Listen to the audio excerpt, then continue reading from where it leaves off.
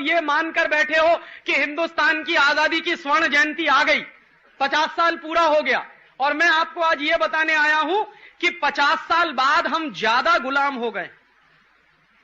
पहले गुलामी एक ही ईस्ट इंडिया कंपनी की थी, अभी हमारे देश में 4000 विदेशी कंपनियां हैं। और ये हो क्या रहा है, हमारे देश के बड़े बड़े नेता पैसा खाते हैं, रिश्वत खाते हैं और विदेशी कंपनियों को बुला के लाते हैं। कितना कितना पैसा खाते हैं, एक दो उदाहरण मैं आपको समझाऊं। हमारे देश में एक व्यक्ति है, उनका नाम है सुखराम। आजकल बहुत दुखी है। पता है क्यों दुखी है?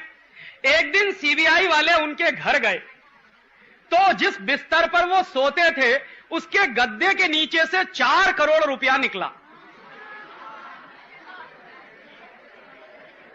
तो सीबीआई वालों ने उनसे पूछा कि ये 4 करोड़ रुपया बिस्तर के गद्दे के नीचे से निकला, इसका माने आपके बैंक बैलेंस में कितना होगा? तो कहने लगे नहीं नहीं, मेरे पास कुछ नहीं है, मेरे पास कुछ नहीं है। तो सीबीआई वालों को भरोसा नहीं हुआ, उन्होंने उनके सारे लॉकर सीज किए और उनके सारे अकाउंट सीज किए, तो पता चला हंड्रेड्स ऑफ करोड़ रुपए की प्रॉपर्टी उसमें से निकली। तो सीबीआई वालों ने पूछा, सुखराम जी ये पैसा कहां से आया? तो कहने लगे भगवान ने दिया है। तो सीबीआई के एक ऑफिसर ने उनसे कहा कि भगवान आपको ही क्यों देता है, मुझे क्यों नहीं देता, हमको क्यों नहीं देता? बाद में सीबीआई ने जब तपास की सुखराम के बारे में, तो पता है जानकारी क्या मिली? जानकारी मिली कि जब ये व्यक्ति हिंदुस्तान के मंत्री थे, सैटेलाइट टेलीकम्युनिकेशन के मिनिस्टर थे, तब इन्होंने क्या किया, हिंदुस्तान की एक सबसे बड़ी कंपनी है आईटीआई, स्वदेशी है हमारे देश की, टेलीफोन बनाती है। तो जो आईटीआई कंपनी टेलीफोन बनाती है, तो उसका जो टेलीफोन का एपरेटस है ना, फोन और उसका क्रेडल दोनों मिला के एपरेटस, वो जितने रुपए में हमको देती है, 100 रुपए में, 125 रुपए में, 150 रुपए में हमको देती है आईटीआई। सुखराम साहब ने क्या किया कि अब आईटीआई का नहीं लेंगे, अमेरिका की कंपनी का खरीदेंगे। तो अमेरिका की कंपनी ने वो एपरेटस बेचना शुरू किया 600 रुपए में। हमारे देश में बनता था 150 रुपए का, सुखराम साहब ने वो नहीं खरीदा, अमेरिका से खरीद कर लाएंगे 600 रुपए में। तो उससे क्या होगा, अमेरिका की कंपनी को जो 450 रुपए का मुनाफा होगा, उसमें से कुछ सुखराम साहब को कमीशन मिलेगा। उसका नतीजा क्या हुआ, हमारे देश की सबसे बड़ी आईटीआई नाम की कंपनी तो डिवीजन बंद हो गए, अभी 4 डिवीजन बंद होने वाले हैं, उसके 6 डिवीजन है सारे देश में। तो 2 डिवीजन बंद हो गए क्योंकि वो जो सामान बनाते थे सुखराम साहब ने खरीदना बंद कर दिया, अमेरिका से खरीदना शुरू किया और उसमें करोड़ों रुपए का घोटाला किया, वो पैसा उनको मिला। तो ये किसी मीर जाफर से कम है क्या? लेकिन दुर्भाग्य क्या है, इनको हमने 5 साल तक मंत्री बना के रखा। तो आप सोचिए कि 5 साल में इन्होंने क्या किया होगा इस देश में। ऐसे ही एक दूसरे मीर जाफर हैं, उनका नाम है सुश्री जयललिता।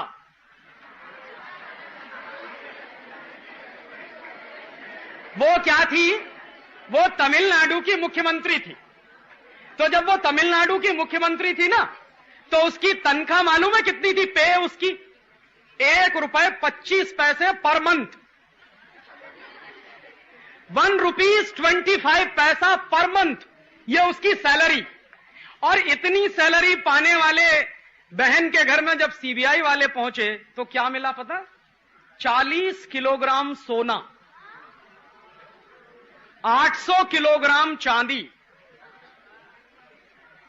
10,500 साड़ियां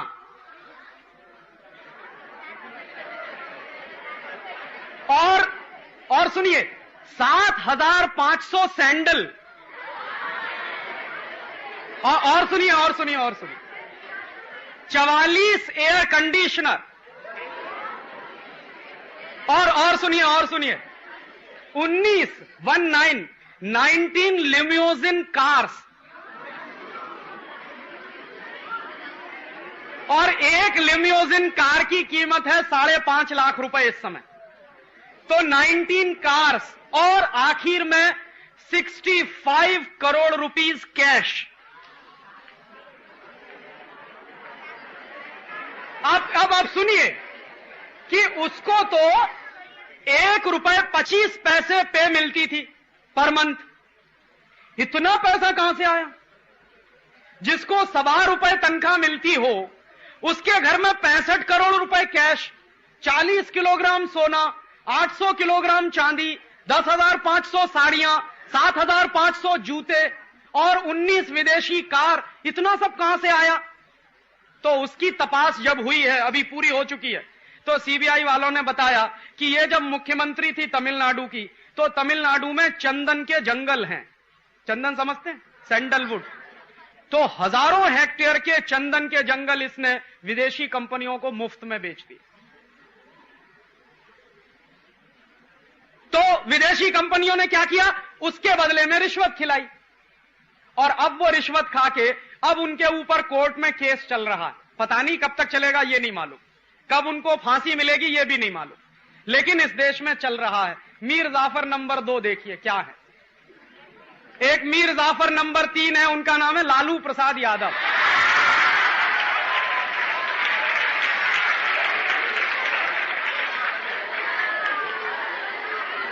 अब उन्होंने क्या किया है, सुनिए सुनिए सुनिए, वो इन दोनों के बाप हैं। उन्होंने क्या किया, 960 करोड़ रुपया हजम कर गए। माने इतने रुपए में बिहार के पशुओं को चारा मिलता, उनके लिए भोजन मिलता, गाय को, भैंस को, बकरी को, वो सारा का सारा चारे का पैसा वो खुद खा गए। जो चारा घोटाला हुआ ना, वो यही घोटाला है। और देखो क्या दुर्भाग्य है इस देश का कि जो आदमी 960 करोड़ रुपए की रिश्वत खाता है, वो 7 साल तक मुख्यमंत्री रहा, और अभी भी उसकी बीवी मुख्यमंत्री।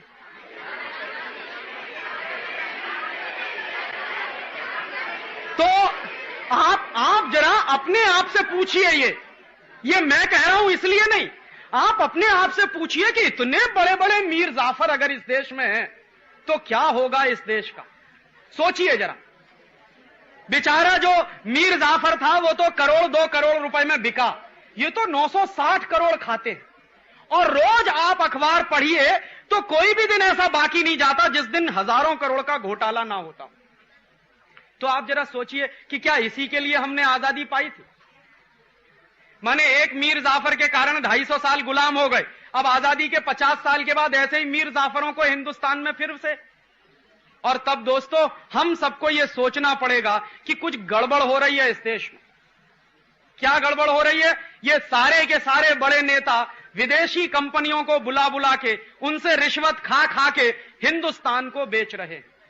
और क्या हो गया है, ये एक बाजू में है, दूसरे बाजू में एक और दूसरी बड़ी दुर्घटना इस देश में चल रही है कि जिन विदेशी कंपनियों को ये नेता बुलाकर लाते हैं, उनका सामान कौन खरीदता? हम सब लोग खरीदते। माने हम भी छोटे छोटे मीर जाफर हैं। तो क्या होता है कि विदेशी कंपनी का सामान हम खरीद कर लाते हैं, दुकानदार को पैसा देते हैं, दुकानदार क्या करता है, उस पैसे को विदेशी कंपनी को पहुंचाता है। विदेशी कंपनी चूंकि दूसरे देश से आई है, तो वो आपके देश का पैसा अपने देश में ले जाती है।